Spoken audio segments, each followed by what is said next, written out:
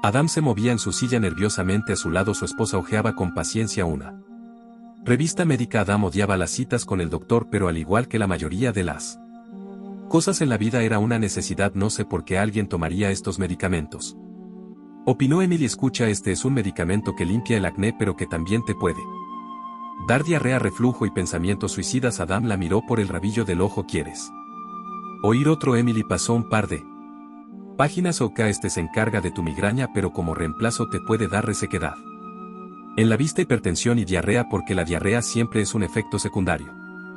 Adam resopló y una mujer anciana en la sala de espera le frunció el ceño. Adam se aclaró la garganta rápidamente como si estuviese sincronizado. Una enfermera abrió la puerta de la sala de espera. Adam River, el Dr. Batts está listo para verte. La pareja siguió a la enfermera a través de la puerta y yo abajo y hacia el consultorio. Dentro de poco el doctor tocó la puerta. Intercambiaron bromas antes de pasar al asunto en cuestión. ¿Y qué te trae por aquí hoy? Estoy teniendo problemas con la medicación que me recetó. ¿Con Else Navar?, preguntó el doctor revisando el historial de Adam. Cuando iniciaron las complicaciones, Adam frunció su ceño y volteó a ver a Emily en busca de ayuda. Ella se giró hacia el doctor. Desde hace 3 semanas más o menos no te está ayudando a dormir, no me está haciendo alucinar. El Dr. Batts estudió a Adam con preocupación. Como lo sabes, he estado viendo cosas que sé que no están ahí. Por ejemplo, ayer salí al patio y había un venado blanco enorme en el jardín, y cuando Emily salió me preguntó qué era lo que estaba viendo. Se lo describí y me vio como si estuviera loco. Me dijo que no había ningún venado. ¿Te ha pasado algo más como eso? Sí, un par de cosas más. Por eso he venido hoy, para saber cuán preocupados deberíamos estar. El Dr. Batts sonrió tranquilizador. Descuida, vamos a averiguar lo que está pasando. El doctor se puso de pie y se dirigió a la puerta, dejando a solas a la pareja nerviosa. Una vez que estaba en el pasillo, buscó de inmediato a la enfermera del caso y la apartó. Maura, quiero que canceles la prescripción de Sam Navar para Adam Rivera a partir de este momento, y por favor llama a una ambulancia para que se lo lleven al hospital enseguida. ¿Qué sucede? La meditación le está induciendo alucinaciones. ¿Alucinaciones de qué? De Emily cree que está viendo a su difunta esposa. Ser enfermera significa trabajar mucho y recibir poco. Esto es particularmente cierto después de salir de un doble turno a medianoche. Todos los olores se acumulan en lo más profundo de tu nariz hasta que terminas convencida de que no lavaste tus manos lo suficientemente bien antes de salir, y sabes que solo te quedan algunas preciosas horas de sueño antes de despertar. Y volver a empezar. Ya pasaba de medianoche cuando salí del hospital en dirección a mi automóvil. Arrojé mi bolso por delante y en lugar de caer en el asiento del copiloto golpeó uno de los costados y cayó. Todo lo que contenía terminó esparcido libremente por el suelo: mi goma de mascar, el maquillaje, la cartera, el celular, todo completamente regado y perdido en la oscuridad. Aquel final parecía coronar el día campesino que había tenido. No tenía ganas de ponerme a buscar.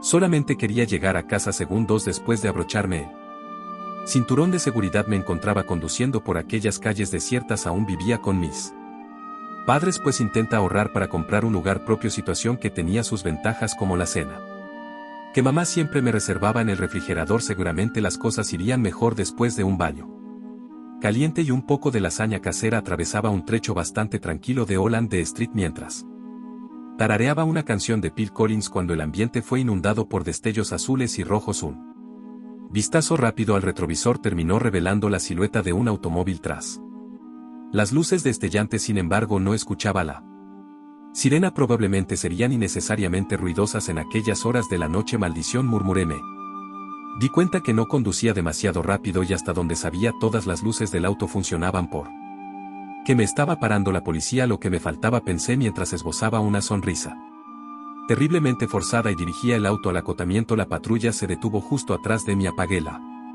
música y bajé la ventana antes de regresar las manos al volante. Afuera la noche inquietantemente silenciosa y pacífica. Sonríes, educada, y terminaremos con esto pronto, pensé. Observé cuando la puerta del conductor se abrió y un sujeto alto y corpulento Salió de la patrulla, pude distinguir cierta arrogancia en su forma de caminar, así que apreté los dientes.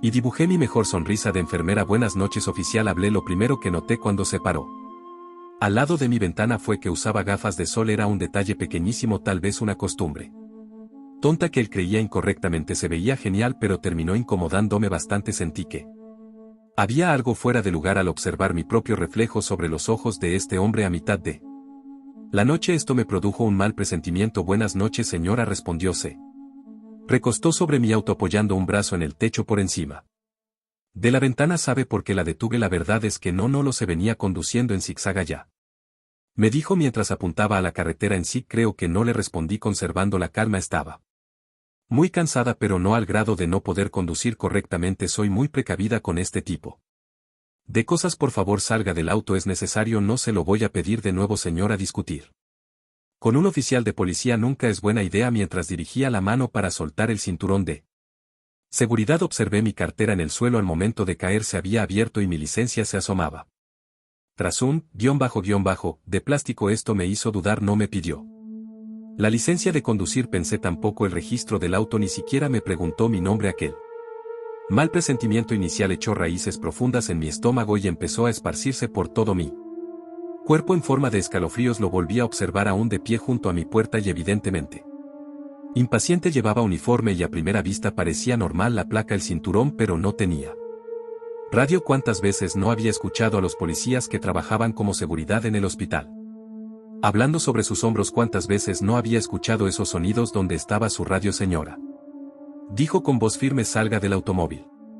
Antes que pudiera responder se metió por la ventana y me tomó por los brazos. Intentó sacarme por la fuerza, pero el cinturón de seguridad me mantuvo en el asiento y aunque intentaba alejarlo resultó más fuerte que yo. Abrí la boca para gritar, pero en ese preciso instante me asestó un fuerte golpe en la mandíbula, aturdiéndome por un instante. La mitad de su cuerpo prácticamente estaba al interior de mí automóvil, aferrado a mí mientras intentaba alcanzar el seguro del cinturón. Todo sucedía tan rápida y silenciosamente. De repente aquel silencio fue interrumpido por una voz femenina. Estrellita, ¿dónde estás? Quiero verte titilar en el cielo.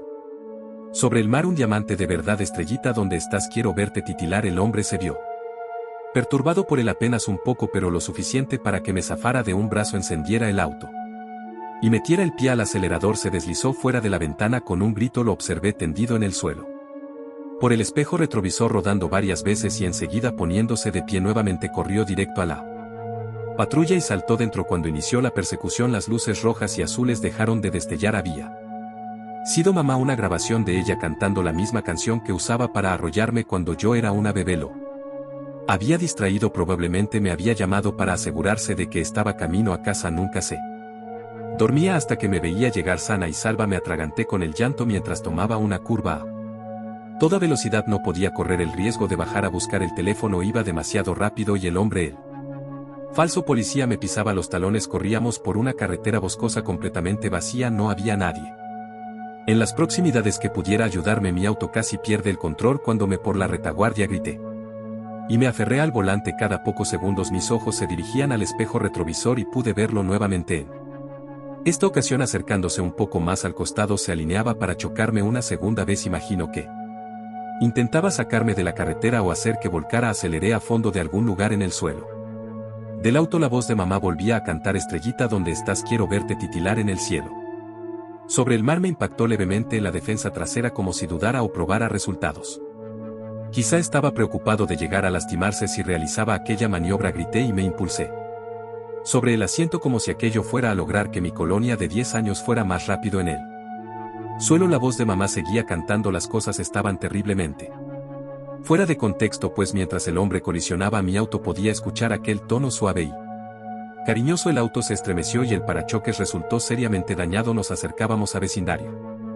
Algunas residencias separadas por terrenos enormes. Los carteles que señalaban la entrada a mi calle parecían brillar de una forma particularmente intensa. Podía sentir los latidos de mi corazón pulsando bajo mi pecho y el sonido irregular de mi pesada respiración se veía agravado por la sangre pulsando sobre mis oídos. Mamá, susurré. Aquella palabra sonaba tan extraña en mí garganta apretada. Mamá. Estrellita, ¿dónde estás? Quiero verte titilar en el cielo. Sobre el mar un diamante de verdad. Los neumáticos chillaron mientras ingresaba al vecindario. Mi Casa estaba a tan solo una cuadra de distancia. El pánico se hacía cada vez más grande en mí. Interior me volvió a chocar, esta vez con más fuerza, y los neumáticos traseros de mi auto derraparon de forma peligrosa. Me aferré al volante con todas mis fuerzas para mantener el control. Otra curva y otro choque. El sujeto se volvía cada vez más agresivo. El metal rechinaba. Yo gritaba. Las luces del exterior todavía estaban encendidas, haciendo que mi hogar se destacara. En medio de aquella penumbra me encontraba tan cerca. El último impacto contra la retaguardia de mi auto fue particularmente duro y cruel. Perdí el ingreso a mi cochera, giré, me subí a la calzada y terminé parada justo sobre el césped. El falso policía se las había arreglado para quedar en la calle, dejar su auto en punto muerto y abrir la puerta violentamente para correr directamente hacia mí. Intenté quitarme el cinturón de seguridad con desesperación antes de que me alcanzara. Estrellita, ¿dónde estás? La suave voz de mamá cantaba nuevamente en el suelo del auto. La música fue seguida por el grito más agudo e iracundo que haya escuchado en mi vida. El sujeto estaba con una mano en la manija de mi puerta cuando un teléfono celular voló directamente hacia su rostro. El golpe lo tomó por sorpresa. Inmediatamente mamá se abalanzó sobre él, logrando derribarlo. Ella hacía sonidos que bien podían ser groserías, pero sonaban más como gruñidos, con sus puños sobre la cabeza, y el rostro del hombre también le clavó las uñas en las mejillas. Por un instante el hombre quedó aturdido, pero después se recuperó y la arrojó lejos de él. Dio varias vueltas en el césped y grité por ella, y aunque resultó herida no lo parecía. Se incorporó casi de inmediato y volvió a atacar al sujeto cuando él todavía intentaba levantarse. A esas alturas papá ya había escuchado el escándalo y salía por la puerta de enfrente con un bate de béisbol mientras nuestro chihuahua ladraba frenéticamente. El sujeto volvió a empujar a mamá y corrió de vuelta al auto. Papá y el perro emprendieron la persecución. El falso policía logró acelerar antes de que lo alcanzaran. Aquella noche logré escapar. Mamá resultó con algunos moretones y un hombro dislocado, pero estaba viva, y yo también, sobre todo por esa primera llamada que desconcentró lo suficiente al asesino como para permitirme escapar. Cuando terminé con el auto en el patio, ella estaba en la puerta de la casa con el teléfono en la mano, esperando a que, cuando le pregunté por qué había seguido llamando, tomó mi mano firmemente y dijo: solo tuve un mal presentimiento. Los oficiales de policía nos informaron que 2 mujeres habían desaparecido en los días previos. Ambas recorrían carreteras desiertas. Por la noche sus automóviles fueron encontrados posteriormente abandonados, y ahora sabían los motivos. Una semana después del incidente, el sujeto llamado Mark acudió a emergencias debido a una serie de arañones en su rostro que se habían infectado. Argumentó que el culpable había sido su gato, pero la descripción que mi madre había hecho de él y sus características fueron lo suficientemente divulgadas en los noticiarios como para que el médico entrara en contacto con la policía para evitar la pena capital. Llegó a un acuerdo con la policía y los llevó hasta un sitio en medio del bosque donde se encontraban los cuerpos de Candice Oltermen y Tricia Moore. Lo acusaron de usurpar funciones de un oficial de la ley, agresión con intención de cometer un crimen, tentativa de secuestro y 2 acusaciones de homicidio en primer grado. Estoy consciente de que habría sido 3 si mamá hubiera hecho caso omiso a su mal presentimiento, haciendo todo lo posible para evitar que el monstruo le robara a su estrellita. Sean todos bienvenidos a nuestro espectáculo, son las palabras del anunciador de la función, al cual la gente no puede ver. El público aplaude sin saber por qué, pero cuando alguien se para en el escenario a saludar, uno debe responder de alguna forma, así que todos aplauden. Están a punto de presenciar el espectáculo más impresionante de todos los tiempos. Sus ojos jamás han visto ni verán nada más extraordinario de lo que presentaremos. A continuación, el telón está cerrado y el público no sabe qué esperar a continuación. Saben que algo extraño puede suceder, ya que fueron invitados a esta función de forma anónima. El teatro parece cerrado desde afuera, como si los organizadores no quisieran que el resto del mundo se enterase, pero ¿quién quiere hacer un espectáculo sin que el mundo se entere? ¿O qué tiene esta gente en especial para poder observar este espectáculo que prometieron sería tan fabuloso? El telón se abre, pero no se ve absolutamente nada dentro. De hecho, nadie puede distinguir casi nada en ningún lado con trabajo. Alcanzan a verse unos a otros, solo esa gran cortina roja se distinguía, pero ahora ya no está. El público está nervioso, algunos piensan en la forma más discreta de salir, pero está la oscuridad y el silencio del lugar, que tratar de salir sería todo un escándalo. Y además, ¿qué tal si toda esta gente es realmente importante y yo solo recibí la invitación por error, por sorteo? Así se preguntan todos. Recibieron solo un boleto y de forma anónima. El vacío y el silencio parecen eternos. Hay quien Está realmente asustado. Algunos tosen con la esperanza de que algo se escuche como respuesta, pero todos tienen miedo de hacer movimientos o sonidos drásticos. Un hombre en la segunda fila siente que no puede más. Es un hombre gordo y calvo, trae puesto un suéter de esos que tejen las abuelas para Navidad y usa unas gruesas lentes que le hacen ver unos diminutos ojos que no paran de moverse. De manera nerviosa comienza a sudar y su corazón late como nunca antes lo había sentido. Parece que quisiera salir de su cuerpo y echar a correr. La angustia y la incertidumbre están a punto de hacerlo enloquecer cuando de pronto algo comienza a distinguirse en el escenario. Es como si un ciego recuperara la vista. Se ven apenas unos bosquejos de luz que comienzan a tomar forma. Para el asombro del público logran distinguir lo que parece es un reloj digital enorme que está corriendo. El reloj marca 57. El público se da cuenta que solo llevan ahí 57 segundos. El reloj cambia a 58-59 y por fin al minuto la gente está apenada. No pueden creer que se estaban volviendo locos y solo pasaron un minuto en completa oscuridad. El reloj se apaga y comienzan a encenderse luces en el escenario, pero no hay nada. Hay solo luces blancas que apuntan directamente al público y ahora la gente se tapa los ojos por tanta luz. Son tantas las luces que no saben de dónde vienen y cuando más preocupados están, el silencio se rompe con un sonido similar a un silbido casi inaudible. Pero todos lo perciben. Es un sonido que pareciera rodearlos. Es como si girara alrededor de ellos. Hay quienes piensan que buen sistema de audio, pero el asombro les dura poco ya que el silbido comienza a aumentar su volumen. El público piensa que es suficiente, que ya es hora de que el maldito espectáculo comience y se dejen de juegos, pero el sonido no para y se hace cada vez más intenso. Todos cubren sus oídos, pero no funciona. La gente comienza a gritar, piden que se detenga, pero se dan cuenta de que no pueden oírse a sí mismos ni a los demás. El silbido lo abarca todo. Un joven de las últimas filas de la sala trata de buscar dónde están las bocinas. La demás gente no está muy segura de lo que trata de hacer y es que de qué le servirá la bocina si no puede alcanzarla, pero su esfuerzo es en vano. No logra encontrar nada, así que sale de su asiento para buscar la puerta, pero en la parte de atrás también hay luces apuntándolo y no puede ver nada a su alrededor. Lo único un poco visible el techo donde buscaba las bocinas. El joven cae al suelo desconsolado en llanto. La gente entra en pánico, comienza a correr y a tratar de buscar una salida, pero no hay forma de salir. Está completamente cerrado el lugar, así que deciden escapar por el escenario.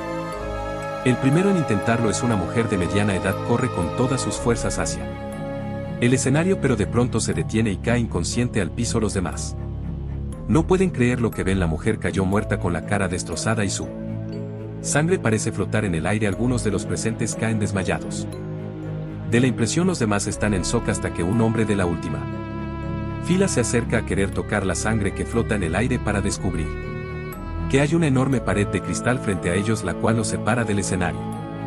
Es tan inmensa y clara que no lo había notado antes. Las luces que dan vueltas por él lugar y el silbido no se han detenido, así que nadie puede comunicarse. Es como si fuera un salón de ciegos, sordos y mudos. La desesperación es alucinante. La gente comienza a golpear lo que tiene enfrente, sea pared, butaca u otra persona, y cuando los golpes no son suficientes comienzan las mordidas, los jalones de cabello. Las mujeres se quitan los tacones y los encajan donde pueden, en cabezas, espaldas, atraviesan ojos y todo lo que se les atraviesa. Los hombres se quitan los cinturones, las llaves y zapatos para lanzarlos a todo lo que se mueve.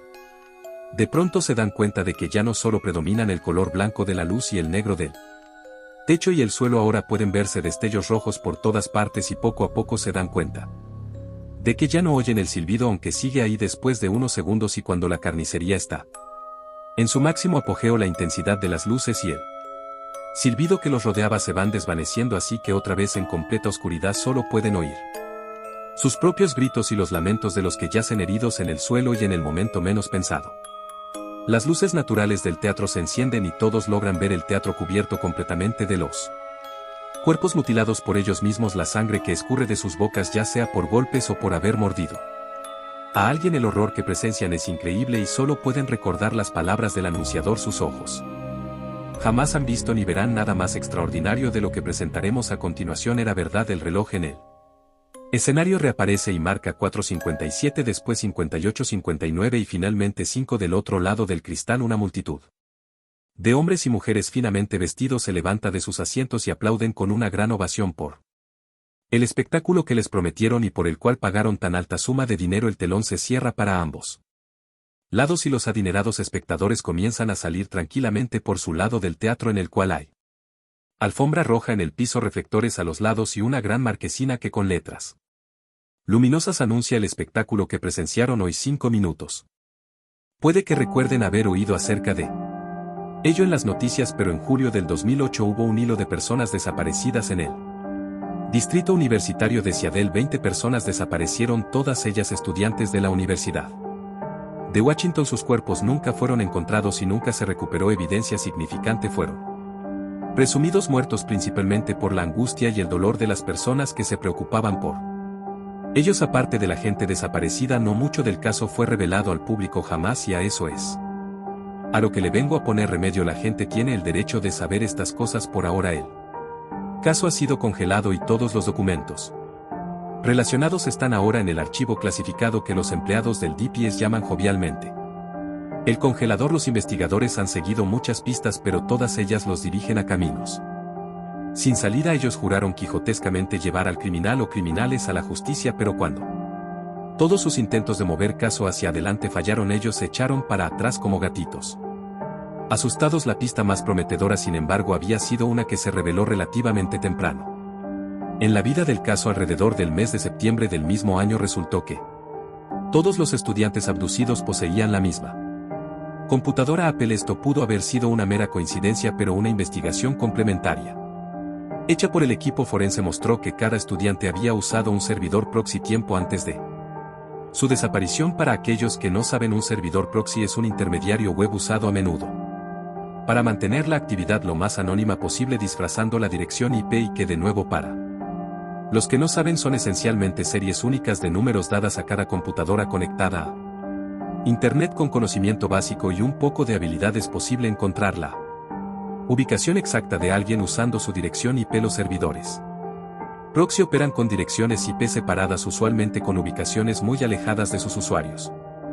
Entonces los estudiantes estaban usando direcciones IP alteradas, pero porque estaban escondiéndose de alguien. Los servidores proxy son, después de todo, la mejor manera de esconderte en Internet. Mientras el equipo forense continuaba recopilando información de los discos duros de los estudiantes abducidos, más y más similitudes fueron encontradas. Algunas de ellas ciertamente pudieron haber sido coincidencias, pero otras definitivamente no lo eran. Este es un segmento del reporte escrito por la computadora del equipo forense, detallando las similitudes entre las 12 computadoras. Todas las computadoras llevaban instaladas el navegador Google Chrome. Todas las computadoras usaban iTunes, cada una con aproximadamente 50 GB de música. Todas las computadoras usaban servidores proxy. Todos los servidores proxy tenían direcciones IP en Islandia. Todas las computadoras usaban proxies ubicados en Islandia, lo cual era raro, pero el reporte no terminaba ahí. Continuaba: todas las computadoras tienen Microsoft Word instalado, aunque parece no haber ningún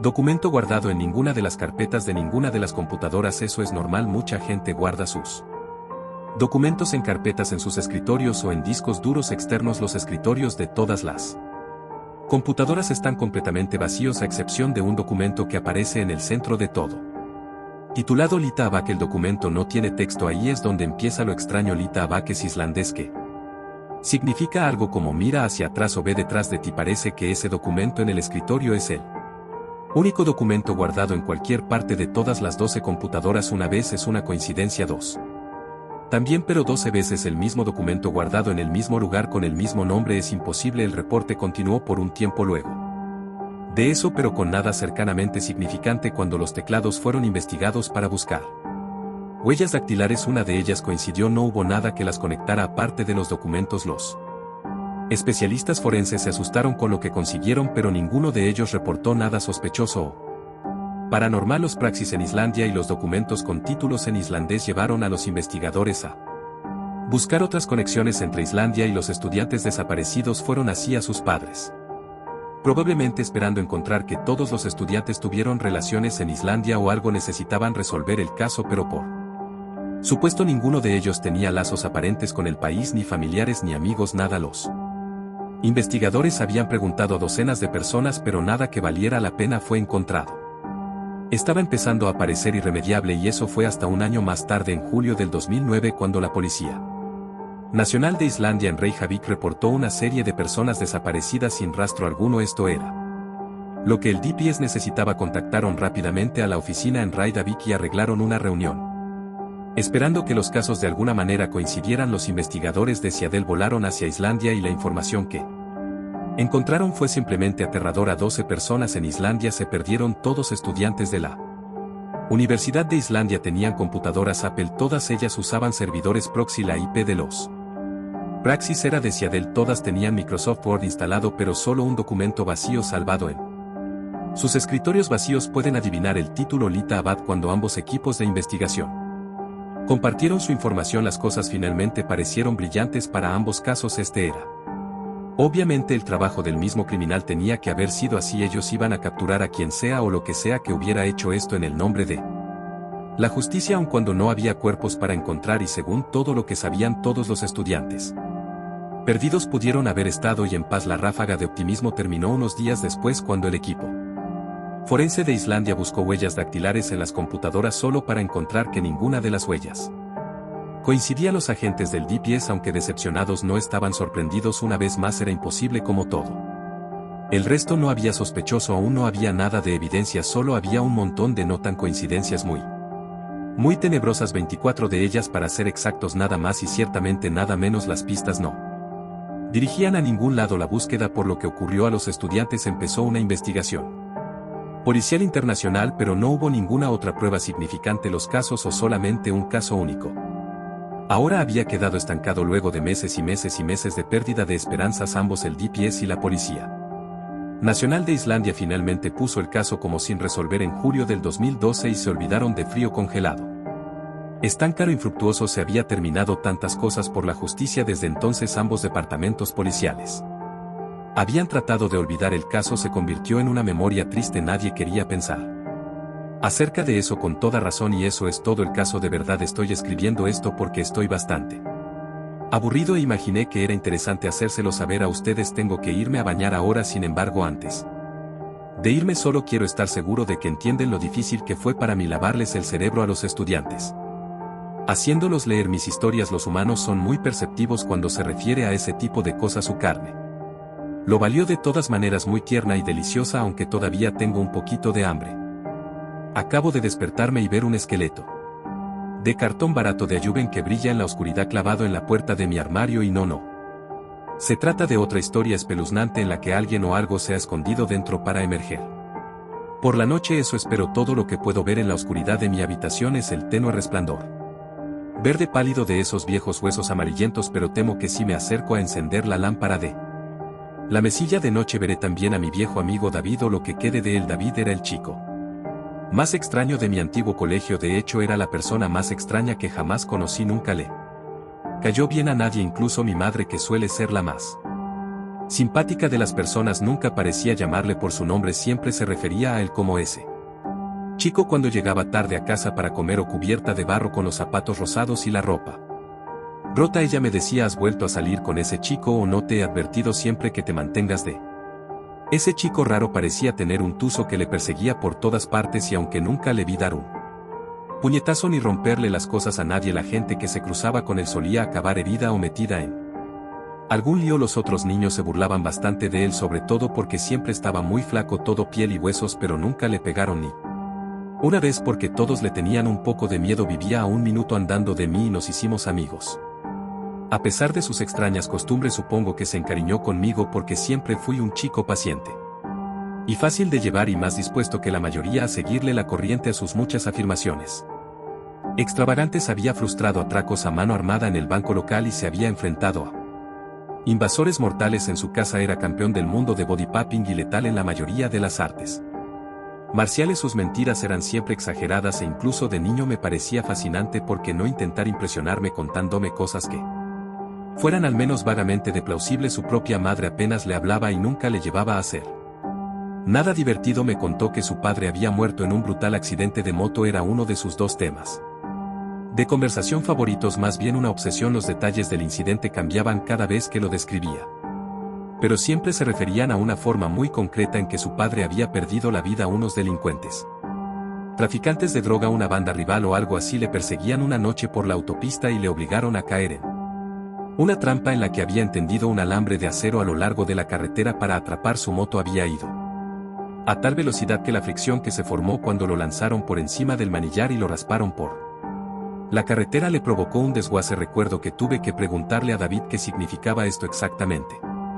De lo que me arrepentí enseguida es cuando se arranca la piel del cuerpo dejando al descubierto los huesos. David me dijo que en el funeral solo había un esqueleto dentro del ataúd, solo reconocible por la cazadora de cuero y las gafas de sol Ray-Ban de su padre. Obviamente era otra mentira, era imposible que hubiera un ataúd abierto, pero chico, yo le creí en ese momento. Es así que es una imagen que puede quedarse grabada en la mente de un niño. En el garaje de David había una moto bastante antigua, quizá de los años 50, así que siempre supuse que la historia era cierta hasta cierto punto. David siempre estaba intentando arreglar la moto, lo que implicaba principalmente cubrir cada centímetro de la misma con ridículas pegatinas que mostraban brillantes águilas calvas con gafas de aviador y esqueléticos soldados con chaquetas militares con lemas como muerte antes que deshonor. A veces cuando ponía esas pegatinas decía que algún día iba a cazar a los que mataron a su padre y hacer que todos murieran de la misma forma que su padre. David rara vez decía la verdad sobre algo, pero sus mentiras alcanzaban nuevos picos cuando se trataba de su padre, con historias extravagantes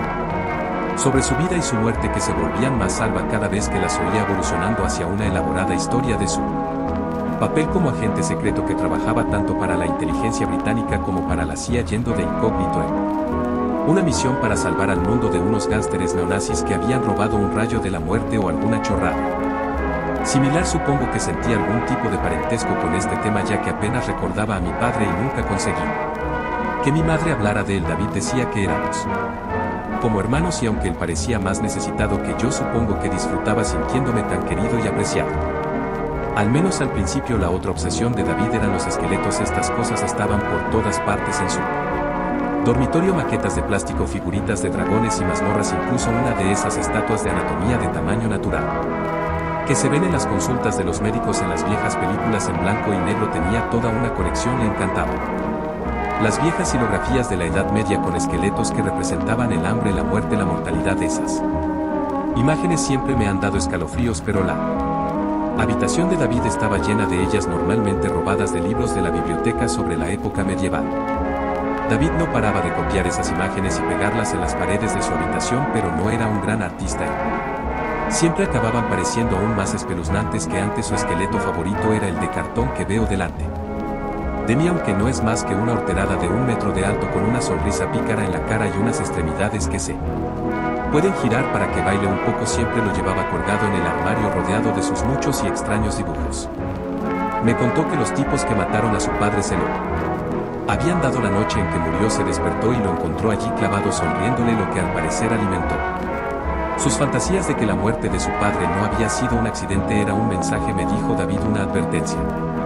Tal vez le pregunté por qué lo guardaba y me dijo que era para no olvidar nunca que todos los tenían un destino cruel. A menudo describía con entusiasmo un sueño recurrente en el que se despertaba en mitad de la noche en una habitación con una sola puerta bloqueada por un esqueleto vivo y sonriente que solo le dejaba una opción para sobrevivir. David tuvo que el afilado bisturí de encima de la cómoda que había junto a su cama, regalo del loco, y hacer un uso drástico de él para colarse por la otra única salida, que era una minúscula ventana de apenas medio metro de ancho, y salir al otro lado. Nacido de nuevo completamente libre de miedo, intenté ver algo positivo en su obsesión por los huesos humanos, y a veces le sugerí que estudiara para cirujano cuando fuera mayor, pero su respuesta solía ser algo parecido a: quiero ayudar a los necesitados, no hacerles daño. Los cirujanos pierden el tiempo cosiendo piel y vendando heridas, porque iba yo a dejar que la gente sufriera dentro de su piel. Este era un tema recurrente en David. Tenía la loca idea de que los seres vivos estaríamos mejor si nos despojáramos de nuestra propia piel, y se quejaba acalorado que se sentía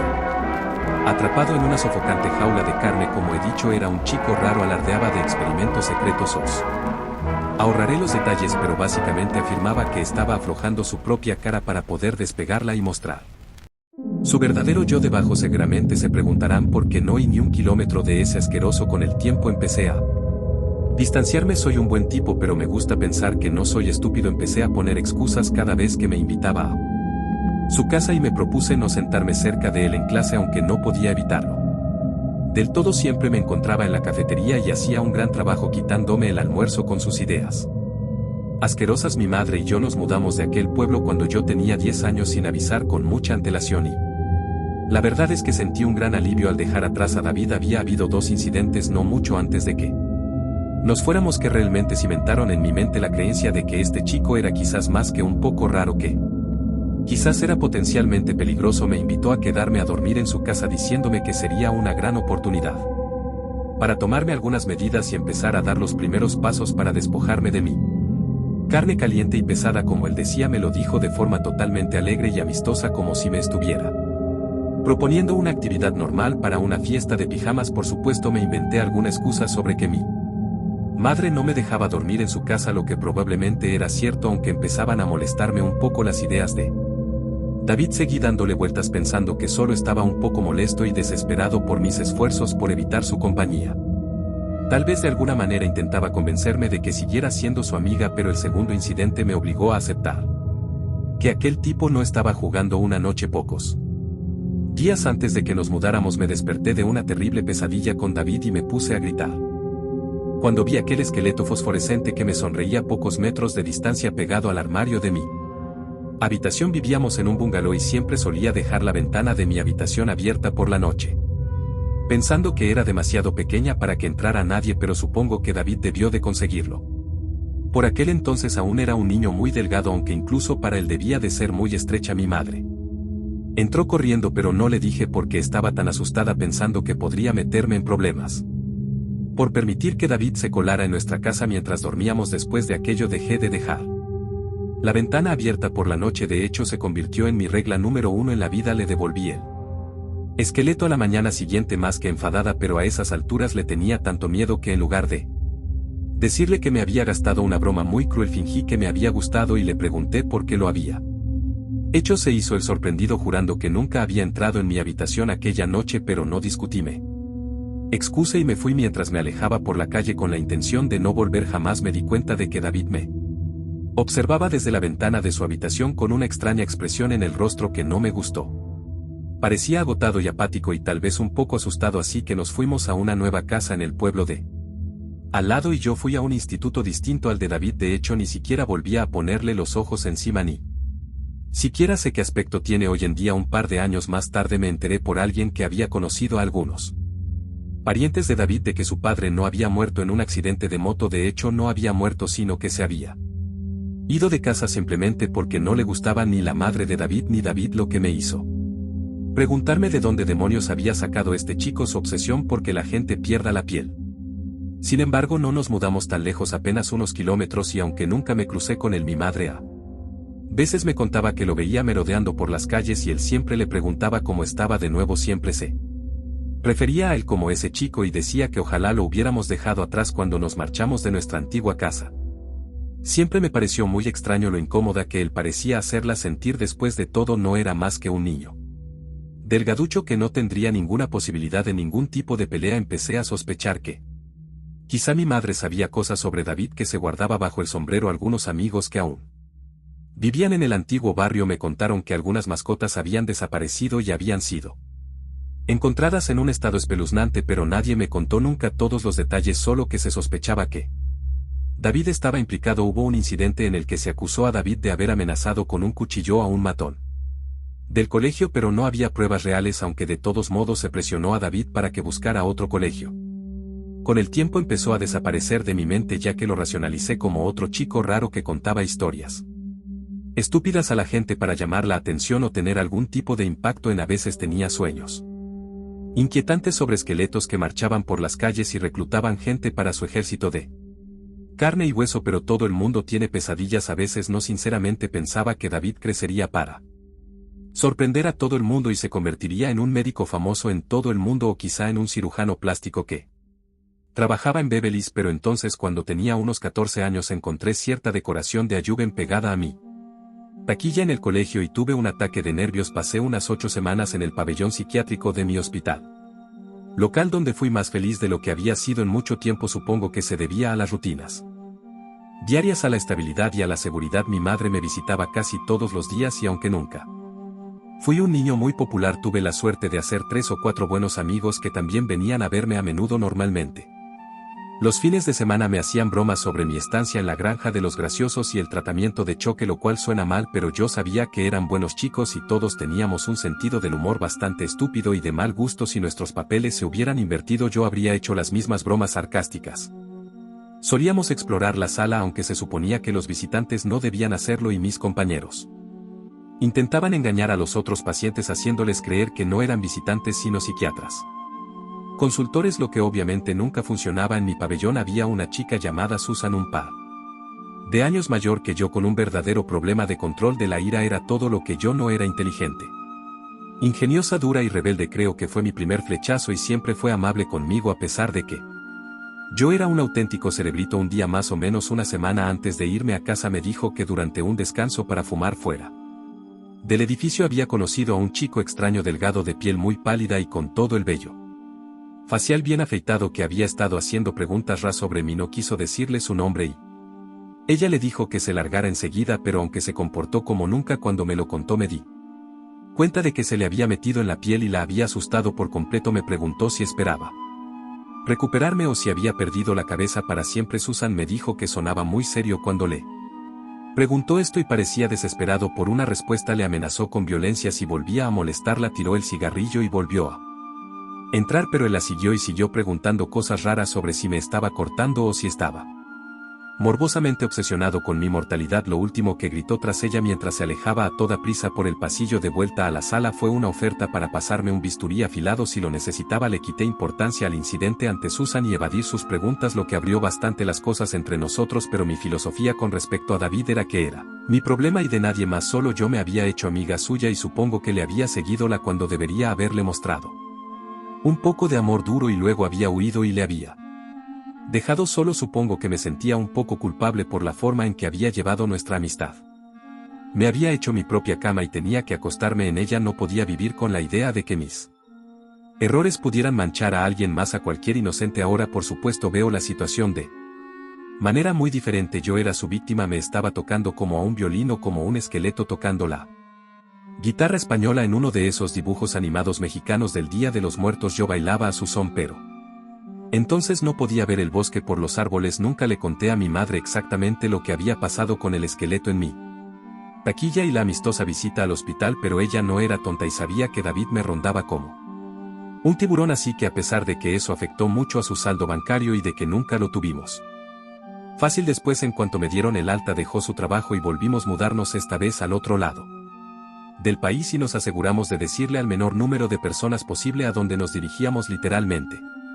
Nunca volví a ver a ninguno de mis antiguos amigos. Supe que Susan desapareció un año después. Hubo una búsqueda policial, pero nunca se encontró rastro de ella. Eso es todo lo que se tenía. Una verdadera vena rebelde, y me dije que debía de haberse aburrido de su vida y se había ido para empezar una nueva. Lo que sea que te haga pasar la noche, no empezar de cero en una ciudad nueva, me hizo mucho bien y contra todo pronóstico conseguí ponerme al día en el instituto, asistir a la universidad local y finalmente conseguir un trabajo de oficina bastante decente en el ayuntamiento, prestando servicios sociales a los discapacitados locales. Trabajaba en un enorme edificio de los años 60 con unos 300 empleados. Uno de ellos era David. Nadie que trabajara para el ayuntamiento parecía conocerle. Trabajaba en recursos humanos en una pequeña y estrecha oficina del sótano.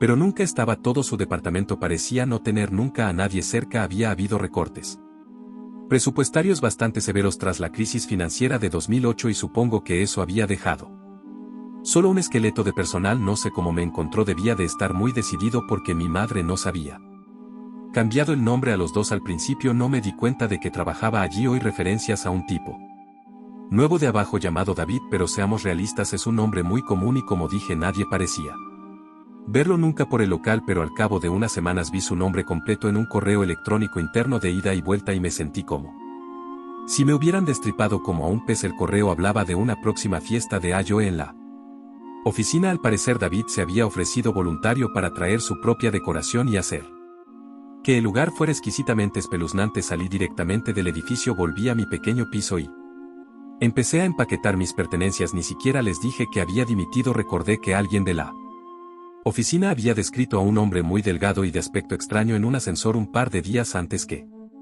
llevaba tanta ropa que apenas se le veía un centímetro de piel. Incluso llevaba gorro y guantes, aunque el tiempo era Cálido para ser octubre, una bufanda de lana le tapaba la boca y la nariz y unas gafas pintadas le ocultaban los ojos, pero ella dijo que estaba segura de que su piel era del color de la porcelana. Dudo que fuera una coincidencia que encontrara trabajo en recursos humanos allí. Pudo aprender rápidamente todo sobre mí, todo lo que necesitaba. Me fui de la ciudad esa misma tarde, retiré mis ahorros y cerré mi cuenta bancaria, tiré mi teléfono, compré un billete de autobús a una ciudad que nunca había visitado y alquilé una habitación barata. Esta habitación y pasé desapercibida. Por suerte mi madre me había enseñado a tener siempre suficiente dinero efectivo para poder huir. De todos modos siempre pude vivir de forma muy frugal, nunca comía mucho y evitaba las situaciones sociales. Había desarrollado un terror a contarle a la gente sobre mí. Sobre mi antigua vida. Apenas he salido de esta habitación en meses. Hoy he leído en el periódico una noticia sobre un accidente de moto realmente horrible que tuvo lugar no muy lejos de donde yo crecí. El hombre implicado era de mediana edad, reconocí su apellido, los detalles eran vagos, algo así como que le habían llevado de urgencia al hospital tras chocar contra un alambre de acero colocado en la tranquila carretera rural por la que circulaba cada día. Iba a gran velocidad cuando chocó contra la alambrada. Supongo que salió despedido de cabeza por el asfalto. En esa situación no hay mucho que una chaqueta y unos pantalones de cuero puedan hacer para salvarte el pellejo. Me quedé mirando la pequeña fotografía de su cara durante mucho tiempo. Me resultaba vagamente familiar. La solicita información sobre el incidente. Podría ponerme en contacto con ellos, pensé, pero quizá mañana por la mañana. Primero necesitaba tumbarme y cerrar los ojos. No quería pensar en nada. Pensar es malo. Quería vaciar mi cabeza de todo y sentí calor muy caliente constreñida en mi piel. Quería quitarme el pesado abrigo de carne y dejar que mis huesos se enfriaran. Dormí más profundamente de lo que lo había hecho en meses, quizá años. Como si me hubiera quitado un enorme peso de encima. Ahora estoy aquí despierto en mi cama, mirando el esqueleto. Su brillo se ha desvanecido por la edad. Son las 3 de la madrugada. Pronto la tenue luz de un nuevo día ayudará a mi vista, obligándome a enfrentarme a la presencia de mi habitación, la presencia en mi cabeza, en mi vida. Ahora he aprendido al fin que esta cosa siempre ha estado ahí. Si huyó me seguirá y ya no tengo dónde esconderme. Hay una brisa fresca que entra por la ventana abierta de mi habitación. Creo que he olvidado mi vieja regla de no dejar nunca las ventanas abiertas. Pensé que estaría a salvo ya que la ventana es diminuta, de unos 20 centímetros por 15. Nadie podría haber pasado de una pieza, pero la puerta de mi habitación está cerrada por dentro y no hay otra forma de entrar. David debe haberse colado o lo que queda de él. Apuesto a que si busco mi lámpara de noche encontraré un bisturí allí también.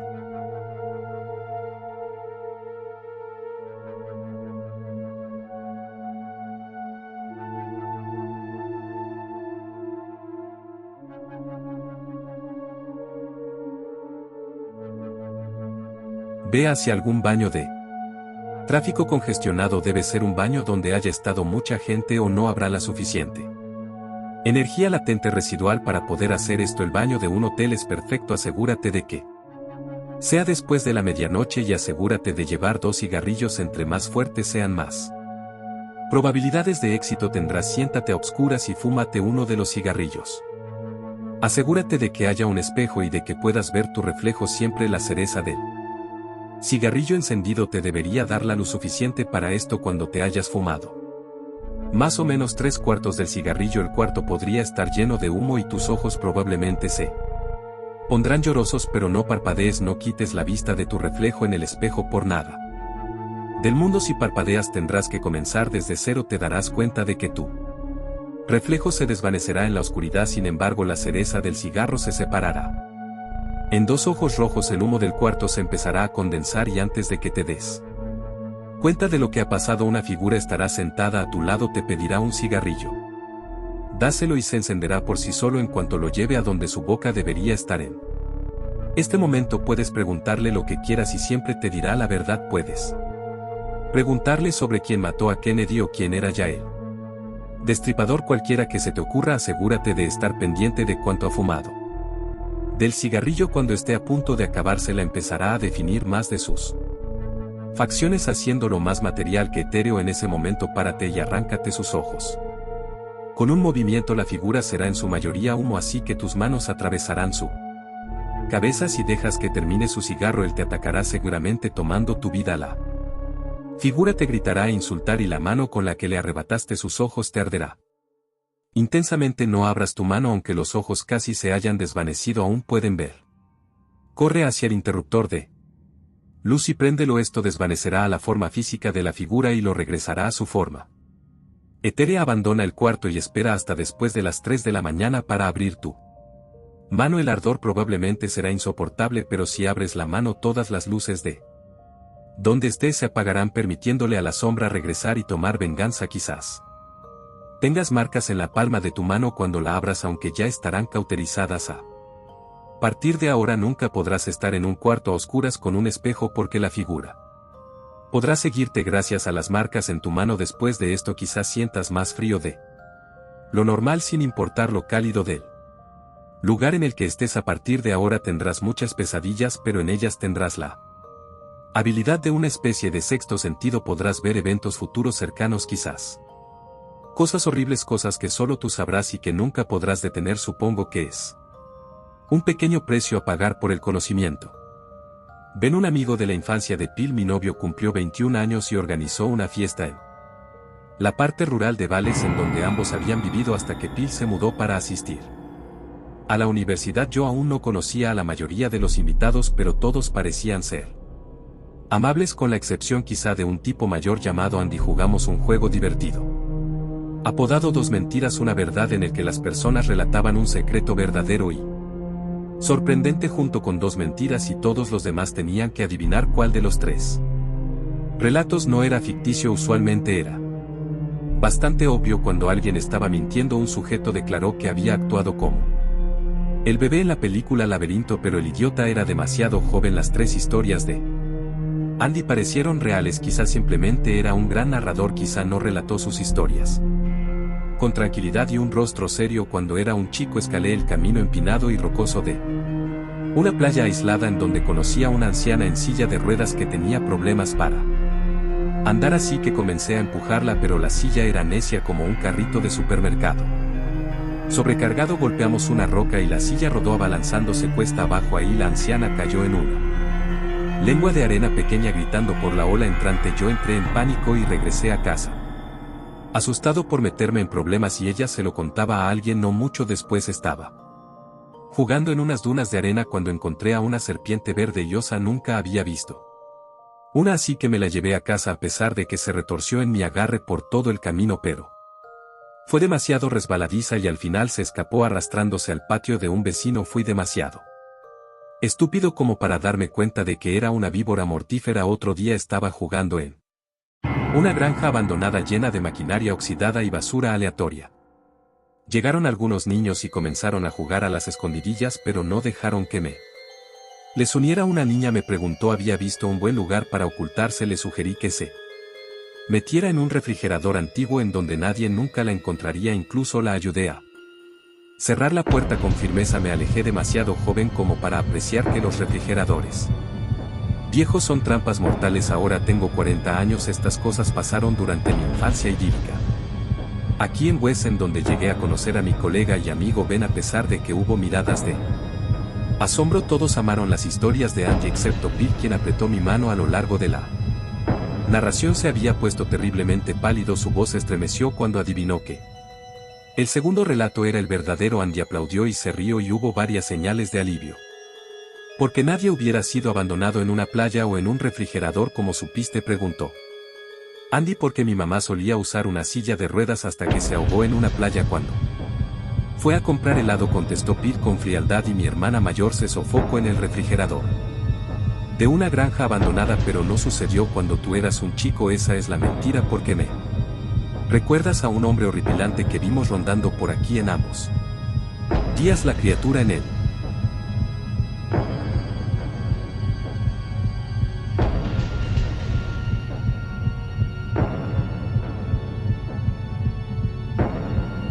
Lucy me mató. Mi apartamento prácticamente había sido sellado herméticamente. Me refugié en este lugar cuando empezaron los disturbios y el pánico. Mi edificio es un lugar poco pretencioso de 3 pisos construido solo con ladrillos y mortero. Ubicado en una zona industrial. Seguro piensas que no es el mejor sitio para ir a vivir, pero cuando el mundo está llegando a su fin no existe un mejor lugar. En las grandes ciudades como Londres y Nueva York miles mueren víctimas de los incendios. Sin nadie que los auxilie, todo empezó con una noticia sobre un evento aislado en una zona del oriente de Europa. Se trataba de una pandemia desencadenada por una nueva cepa de influenza. Parecía algo bastante estúpido como las veces anteriores, pero comencé a prepararme. Gasté cada uno de mis cheques en agua, suministros y un equipo para filtrar el aire. 6 meses después, el presidente de mi país declaraba una emergencia biológica extrema. Pidiendo disculpas a los ciudadanos y solicitando oraciones, el gobierno se vino abajo después, y para entonces las tormentas de esporas ya soplaban por toda Norteamérica. Se referían al mal como ETO, un organismo de origen extraterrestre que supuestamente aterrizó en alguna región montañosa en las proximidades de Turquía. Se trataba de una forma de vida a base de sílice, algo entre un gusano y un hongo, completamente hostil con cualquier forma de vida con la que entraba en contacto: mamíferos, insectos, aves. Antes de que los noticieros y el internet se fueran, se decía que había mutado para adaptarse y poder atacar a las plantas. Escuché que si las esporas entran en contacto con la piel es posible removerlas. Se aferran a cualquier cosa sobre la que se posan y echan raíces muy profundas, hasta 2 pulgadas de profundidad.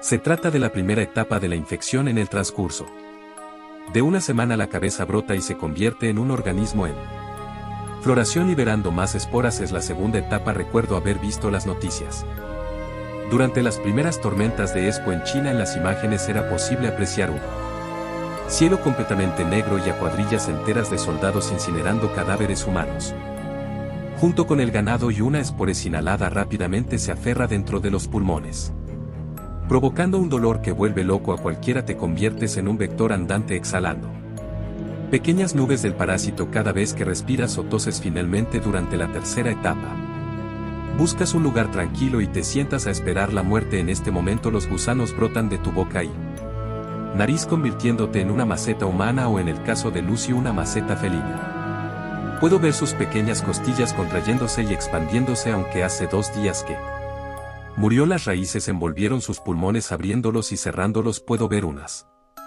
diminutas partículas negras pulverizándose por toda mi habitación. Había sellado el apartamento desde hacía 2 semanas, cuando escuché a mi vecino del piso de arriba padecer una tos que se fue haciendo cada vez más débil hasta que se detuvo. Me mantuve al pendiente de nuevas noticias hasta que la energía se fue. Comprobé 2 veces cada uno de los sellos en mis ventanas y el sistema de filtración de aire. Pude ver aquellos terribles tallos negros crecer en la boca de un vagabundo que había quedado tirado sobre el callejón trasero. Cuando escuché a Lucy rascando la puerta para entrar, no la veía desde hacía 1 mes. Ni siquiera tenía comida para gatos en el suministro. No sé por qué lo hice, no sé por qué la dejé entrar. Supe que estaba muerto. La primera vez que estornudó siento un cosquilleo extraño en la parte posterior de la garganta. Me provoca un ataque de tos que se extienden durante 1 minuto. Cuando finalmente me repongo, puedo sentirlos, una serie de pliegues empujando mi labio inferior. Me veo en el